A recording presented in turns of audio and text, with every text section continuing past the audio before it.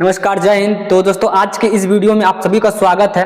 आज के इस नए लेक्चर में हम ग्रामर को आगे बढ़ाते हुए आगे बढ़ने के क्रम में आज हम सीखने वाले हैं हैज, हैव एंड हैड का प्रयोग।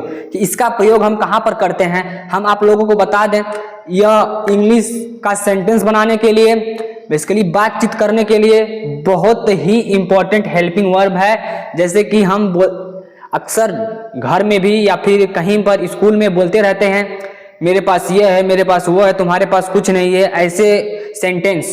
तो हम उसको बनाने के लिए इन्हीं हेल्पिंग वर्ब का प्रयोग करते हैं। तो आज हम इसी को थोड़ा डिटेल में समझने वाले हैं। तो बस आप वीडियो के लास्ट तक बने रहिएगा। मैं आप लोगों को प्रॉमिस कर सकता हूं कि अगर आप लास्ट तक बने रहें तो आप कुछ न कुछ नया सीख कर जरूर जाइएगा। चलिए आज की इस वीडियो को हम शुरू करते हैं। और आप लोगों को हम बता देना चाहते हैं कि अपने इस चैनल पर आप सभी लोगों को इंग्लिश से संबंधित कुछ दिनों के अंतर्गत आप लोगों को सारी वीडियोस प्रोवाइड करा दी जाएंगी। और अगर आप इस चैनल पर नए जुड़े हैं तो प्लीज़ आप अपने दोस्तों को भी यह वीडियो शेयर कर दीजिए, क्योंकि हमारे चैनल पर फ्री ऑफ कॉस्ट आप लोगों को वीडियो प्रोवाइड कराई जाती है, जिससे कि आप लोगों के दोस्तों का भी फायदा हो सके। तो चलिए बस हम इसी के क्रम में आज के लेक्चर को शुरू करते हैं। और हमेशा की तरह आप लोगों को फिर आज मैं मोटिवेट करना चाहूँगा। तो चलिए हम कुछ आप लोगों के लिए लेकर आए हैं थॉट। हम इसको देखते हैं। यहाँ पे लिखा है hard work today means success tomorrow. Hard work today means success tomorrow मतलब आज आप कठिन परिश्रम कर रहे हैं तो कहीं न कहीं कल आपको सफलता जरूर मिलेगी। दोस्तों, मैं इसके पीछे की आपको एक कहानी बताना चाहूंगा। कहानी कुछ इस प्रकार से है। एक पुजारी बाबा थे मंदिर में। गौर से सुनिएगा मेरे बातों को। एक मंदिर में पुजारी बाबा थे। उन्होंने अपने मंदिर में एक मूर्ति बनाने के लिए गए पहाड़ों से पत्थर लाने के लिए।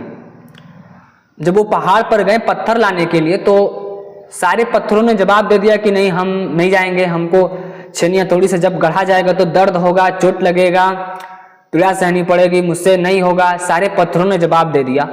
उनमें से एक पत्थर उस पीड़ा को, दर्द को सहने को तैयार हुआ। वह बाबा के साथ गया।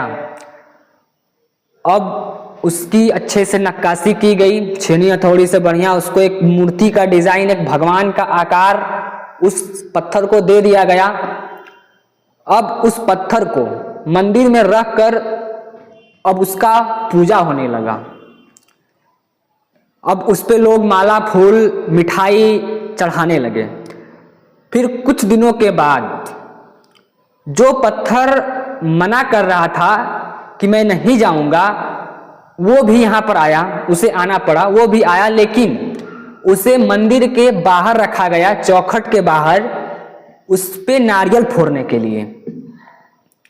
नारियल फोड़ने के लिए उस पत्थर का इस्तेमाल किया गया, जो पत्थर पहले मना किया था कि मैं नहीं जाऊंगा।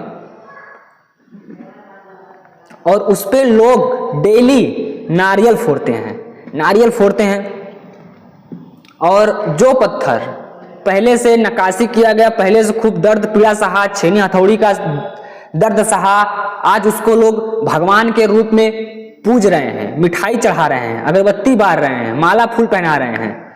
तो हमें इस छोटी सी कहानी से यह सीखने के लिए मिलता है कि आपको आज नहीं तो कल मेहनत करना है, 100% मेहनत करना है। अगर आप आज मेहनत कर लेंगे तो कल आपका लाइफ बहुत अच्छा होगा। लेकिन अगर आप आज हटियाएंगे, अगर आप आज मेहनत से पीछे हटेंगे तो कल आपको निरंतर मेहनत करना रहेगा, जब तक कि आपकी जीवन खत्म नहीं हो जाती। तो बस इस छोटी सी कहानी से मैं आपको यही बताना चाहूंगा कि अपने जीवन में अभी आपका पढ़ाई का समय है तो बस सिर्फ पढ़ाई करिए।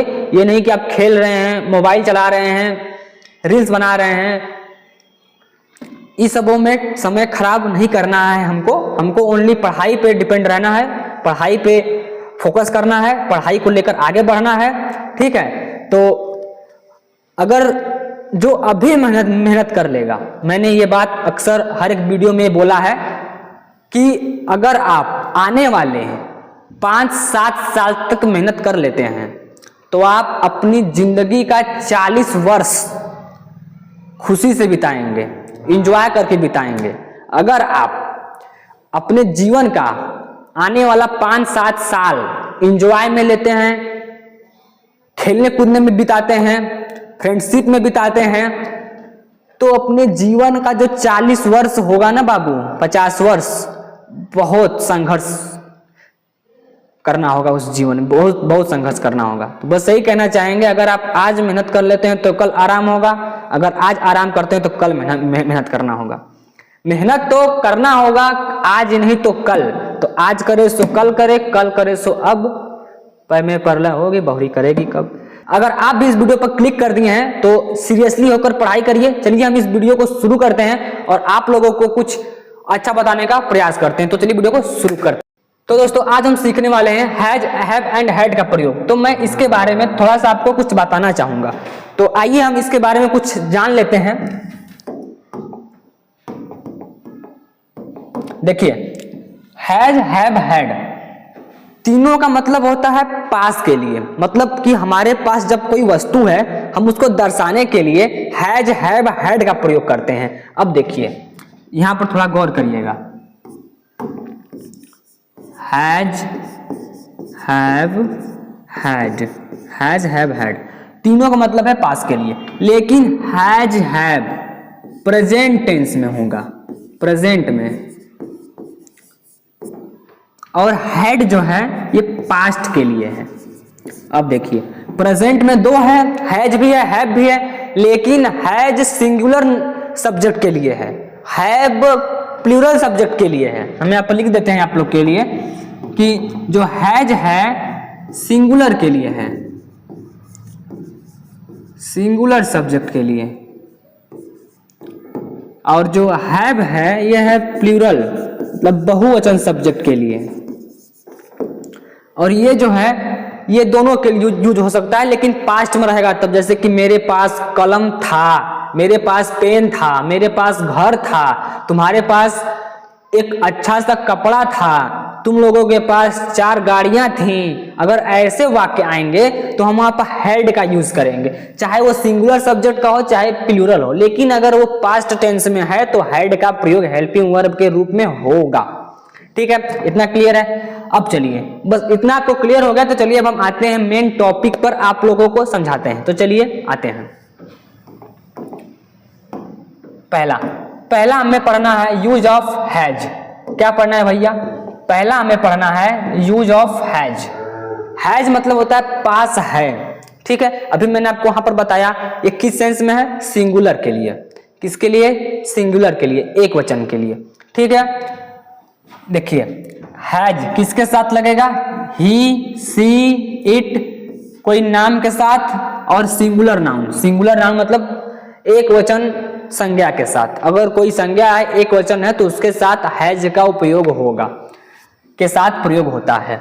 अब देखिए कुछ एग्जाम्पल आपके पास हैं। उसके पास 4 कलम है, ही हैज 4 पेन्स।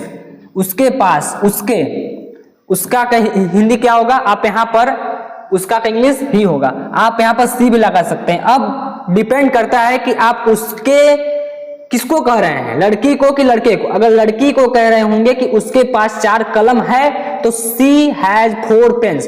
अगर आप लड़के को बोल रहे होंगे कि उसके पास 4 कलम है तो ही हैज 4 पेन्स।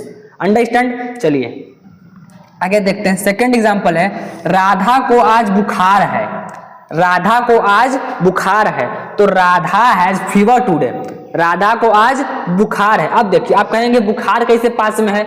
अभी बताइए, बुखार है तो बुखार आप ही के शरीर में ना है, आप ही के बॉडी से टच ना है, तो बुखार कहाँ है? आपके पास है। ठीक है, बुखार क्या है? आपके पास है। तो यहाँ पर समझ में आ गया, यहाँ पर हैज का उपयोग क्यों होगा? क्योंकि बुखार भी आपके पास ही में है, आपके शरीर में ही है ना, तो आपके पास है। अब हमारे पास ये हमारे शरीर पे ये टी शर्ट है तो टी शर्ट हमारे पास ही ना है, हमारा ही ना है। तो जिसपे अपना अपनत्व का अधिकार हो, मतलब जिसपे अपना अधिकार हो, पास के सेंस में, जैसे कि हमारे, बस इतना समझिए कि जहां पर पास होना का बात हो वहां पर हैज, हैव, हैड का उपयोग करते हैं। ठीक है, देखिए तीसरा एग्जांपल, राकेश के 2 लड़के हैं। Rakesh has 2 children. अब देखिए राकेश क्या था, एक वचन के साथ हैज, ठीक है। उसका व्यक्तित्व बहुत अच्छा है, he has great personality, he has great personality, उसका व्यक्तित्व बहुत अच्छा है, ठीक है। आगे देखिए, मेरी बाइक का टायर पंचर है, my car has flat tyre, flat मतलब होता है पंचर, ठीक है। My car has flat tyre. अब देखिए माई क्या है, एक वचन है तो एक वचन के साथ हैज आएगा। इसका रंग सुंदर है, it has beautiful colour, it has beautiful colour. अब देखिए यहां पर जो रंग है क्या है, निर्जीव है, तो जहां पर जब निर्जीव की बात हो तो वहां पर इट का उपयोग होगा। It has a beautiful colour, इसका रंग सुंदर है। अब किसका रंग सुंदर है, जैसे कि हम बोल दिए कि इसका रंग सुंदर है, पेन का रंग सुंदर है, तो ये जो रंग है पेन के पास ही ना है, तो मतलब देखिए इसको थोड़ा सा समझिए, समझना होगा इसको। यह खराब हो गया है, इट हैज ब्रोकन डाउन, यह खराब हो गया है, इट हैज ब्रोकन डाउन। तो आई होप कि आपको ये समझ में आ गया होगा। चलिए अब हम आगे चलते हैं, देखते हैं हैव का उपयोग कि अब देखिए हैव पास है, खाना पीना महसूस करना, हम यहाँ पर इस सेंस में इसको लगाते हैं। कब लगाते हैं, हैव मतलब पास है, खाना पीना महसूस करना।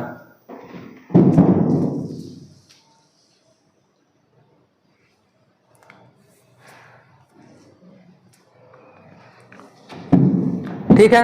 अब यहां पर देखिए, मजे करो, हैव सम, सॉरी ये देखिए थोड़ा सा जो है ऊपर नीचे हो गया टाइपिंग करने में। मजे करो मतलब हैव फन, इसका इसमें होगा। थोड़ा पानी पी लो, हैव सम वाटर, ठीक है। हैव सम वाटर, थोड़ा पानी पी लो, हैव सम वाटर। मजे करो, हैव फन। अब देखिए मेरे पास एक योजना है, इसका बताइए जल्दी से, कमेंट करिए। मेरे पास एक योजना है, योजना किसके पास है, मेरे पास है, तो इसका क्या होगा बताइए जल्दी कमेंट करिए आप लोग, बताइए जल्दी से। मेरे पास एक योजना है, I have a plan, I have a plan, सही है, आई हैव ए प्लान, मेरे पास एक योजना है। क्या उसके पास पैसा है, बताइए। देखिए ध्यान दीजिए, यहां पर इंट्रोगेटिव शब्द, यहां पर इंट्रोगेटिव सेंटेंस है ये। अब ये कैसे बनेगा बताइए जल्दी कमेंट करिए। उसके पास पैसा है, देखिए आ जाएगा यहां पर do he have money, do he have money. अब देखिए अगर आप लोग यहां पर देखिए थोड़ा सा इंट्रोगेटिव सेंटेंस आ गया था, तो मुझे लग रहा है कि आप लोगों को थोड़ा समस्या है। तो इसके लिए मैं आने वाले वीडियोस में जब आप लोगों को इंट्रोगेटिव जब सेंटेंस पढ़ाऊंगा, जब हम आप लोगों को टेंस पढ़ाएंगे, तो वहां पर एकदम क्लियर हो जाएगा। अगर यहाँ पर समझ में नहीं आ रहा तो कोई बात नहीं है। अब देखिए यहाँ पर डू आगे आ गया, अब वहां पर इंट्रोगेटिव का साइन लग गया। अब इसको आप लोग समझ रहे होंगे, अगर नहीं समझ रहे हैं तो मैं अगला वीडियो लाऊंगा, उसमें मैं आप लोग एकदम डिटेल में समझाऊंगा, जब हम लोग टेंस पढ़ेंगे, जब हम लोग इंट्रोगेटिव सेंटेंस पढ़ेंगे उसमें, ठीक है। चलिए आगे चलते हैं, अब देखते हैं हैड का प्रयोग, कि हैड का प्रयोग हम कहाँ पर करते हैं। देखिए हम आप लोगों को वहां पर बताए ही थे कि हैड का प्रयोग हम किसमें करते हैं, पास्ट टेंस में। पास्ट टेंस में चाहे सिंगुलर हो चाहे प्लूरल हो, अगर वो मतलब पास्ट के लिए दर्शा रहा है तो हम वहां पर किसका करेंगे यूज, हैड का।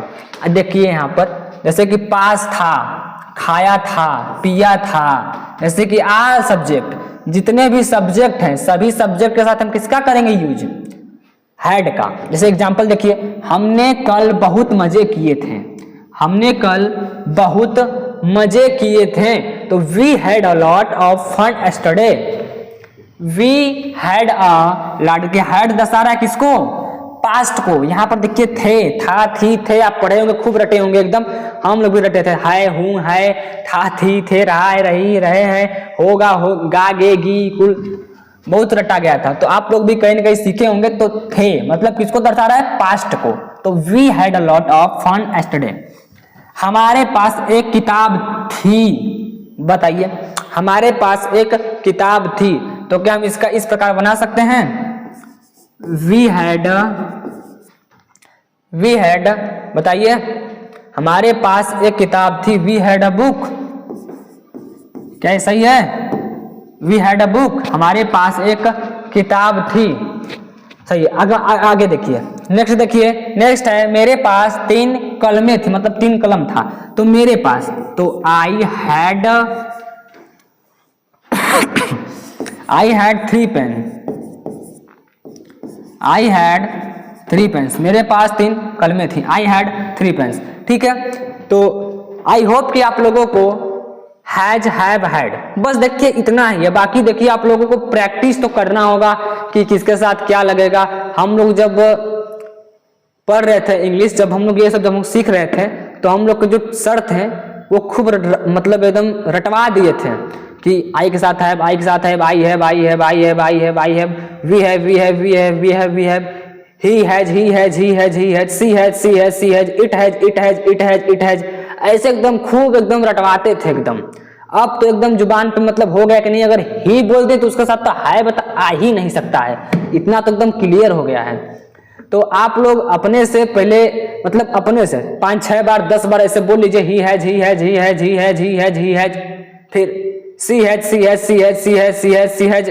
अब घर में बोलेंगे तो लोग कहेंगे पागल हो गया है, भूत पकड़ लिया है, लेकिन आपको पढ़ना है मन में बोलिए, it has, it has, it has, I have, I have, I have, I have, we have, we have, we have, we have, you have, you have, you have, you have, they have, they have, they have, they have, they have, they have, they have, they have, इस प्रकार से, ठीक है। तो आप लोगों की जुबान पर आ जाएगा एकदम, अंडरस्टैंड। चलिए अब हम आगे देखते हैं। आगे हम आप लोगों के लिए कुछ प्रैक्टिस लेकर के आए हैं। आप लोग अगर इसको कर लेंगे तो थोड़ा सा और आपके अंदर क्लैरिटी आएगी।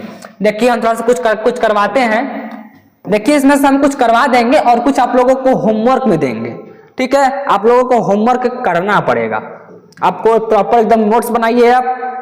देखिए क्या है पहला question, see a bicycle, see dash a bicycle, आपको बताना है डैश की जगह पर क्या आएगा, बताइए। सी हैज अ बाइसिकल, हैव तो आएगा नहीं, बताइए। सी हैज अ बाइसिकल, सही है, सी हैज अ बाइसिकल, उसके पास क्या है, एक साइकिल है, उसके पास एक साइकिल है, यहां पर हो जाएगा उसके पास एक साइकिल है, उसके पास क्या है, एक साइकिल है, उसके पास एक साइकिल है। अब देखिए नेक्स्ट है आई अ पेंसिल, अब आई डैश अ पेंसिल, बताइए बाबू क्या आएगा, आई हैज आएगा, हैज नहीं आएगा, आई, बताइए। आई हैव, आई के साथ हमेशा हैव आएगा, तो आई हैव अ पेन, मेरे पास एक, अरे sorry, I have a pencil, मेरे पास एक पेंसिल है, मेरे पास एक पेंसिल है। They a new house, has आएगा नहीं आएगा, तो क्या आएगा, they have a new house, वे लोगों के पास एक नया घर है, या फिर वे लोगों के पास एक नया घर है। देखिए ही 2 डॉग्स, बताइए क्या आएगा, he has 2 dogs, he has 2 dogs. अब देखिए आप लोगों बस ये बता दीजिए इसके यहां पर क्या आएगा, कमेंट करिए जल्दी से, वीडियो यहीं पर पॉज करिए और बताइए यहां पर क्या आएगा।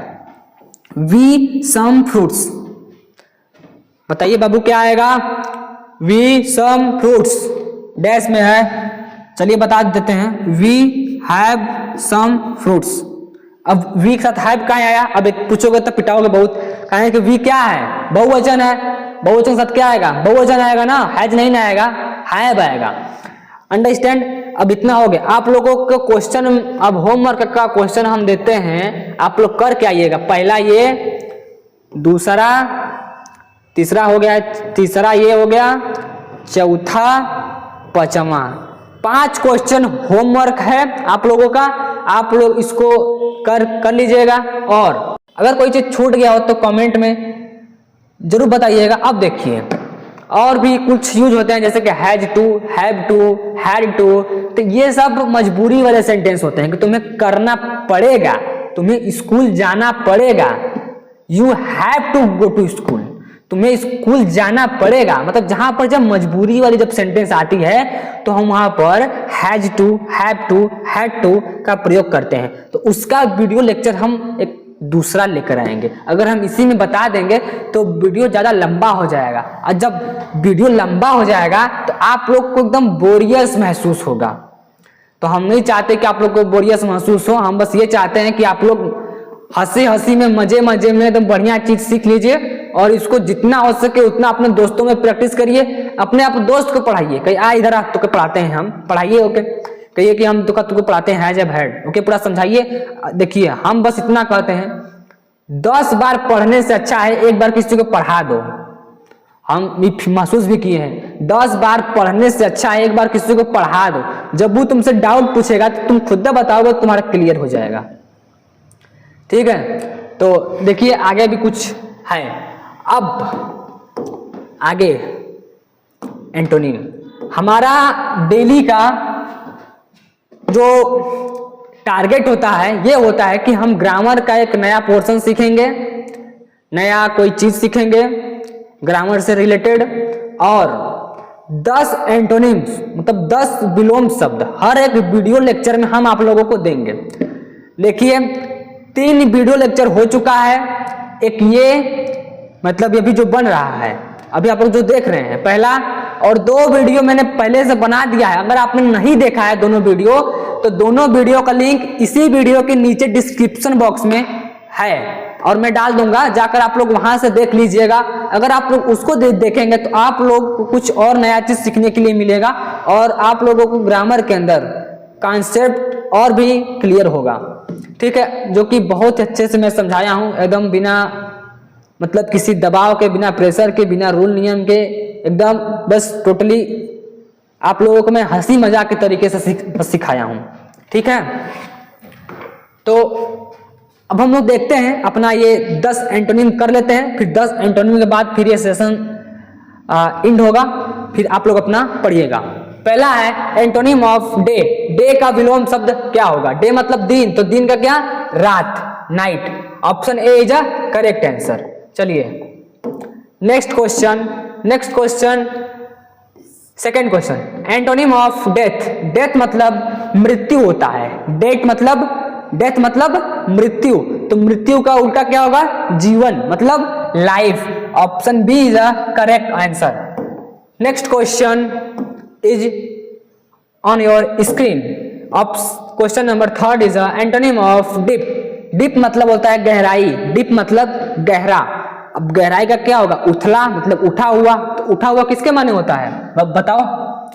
लो मतलब नीचे नहीं होगा, डार्क मतलब अंधेरा नहीं होगा, वो किसका मतलब होगा? सैलो। सैलो मतलब उथला, मतलब इसको बोलते हैं जहां पर ऐसे थोड़ा सा गहीर भाग है, थोड़ा सा कहीं उठा है, तो ये क्या है? ये डीप है। ये क्या है? ये सैलो है। ये डीप है, ये क्या है? सैलो। डीप मतलब गहरा, सैलो मतलब उथला मतलब ऊंचाई वाला भाग, उठा हुआ भाग। अंडरस्टैंड? चलिए क्वेश्चन नंबर 4 आपका ये है एंटोनिम ऑफ डिफेंड। देखिए डिफेंड मतलब होता है रक्षा करना, डिफेंड मतलब रक्षा करना, तो इसका उल्टा क्या होगा? अटैक मतलब आक्रमण करना। इसका हिंदी क्या होता है? आक्रमण करना। आक्रमण करना, माची परेशान कर दिए सर। डिफेंड मतलब आक्रमण करना। चलिए question number 5 question number is antonym of depart. Depart का एंटोनिम क्या होगा? देखिए डिपार्ट मतलब होता है प्रस्थान करना, इसका एंटोनिम होगा अराइव। अराइव मतलब पहुंचना। ठीक है, अराइव मतलब पहुंचना। अराइव मतलब पहुंचना होता है, या फिर अराइव मतलब आगमन भी होता है। ठीक है, आगमन। चलिए नेक्स्ट क्वेश्चन, 6 क्वेश्चन आपका ये है एंटोनिम ऑफ डेनी। डेनी मतलब होता है इनकार करना। जैसे कि आपको कोई 10 लाख रुपया दे रहा है, आप उसको इनकार कर दिए, उसको बोलेंगे डेनी। समझ रहे हैं? डेनी। अब डेनी का एंटोनिम क्या होगा? एडमिट। एडमिट मतलब स्वीकार करना। स्वीकार करना, एडमिट मतलब बाबू स्वीकार करना। चलिए नेक्स्ट क्वेश्चन देखते हैं। 7 number question is on your screen. Antonym of descent, antonym of descent, descent का एंटोनिम क्या होगा? देखिए डिसेंट मतलब होता है नीचे उतरना, ठीक है। डिसेंट मतलब क्या होता है? नीचे उतरना। तो इसका देखिए डिसेंट मतलब क्या होता है? नीचे उतरना। तो इसका हो जाएगा option C right answer, ascent. Ascent मतलब होता है ऊपर चढ़ना, ठीक। क्या होता है इसके मतलब?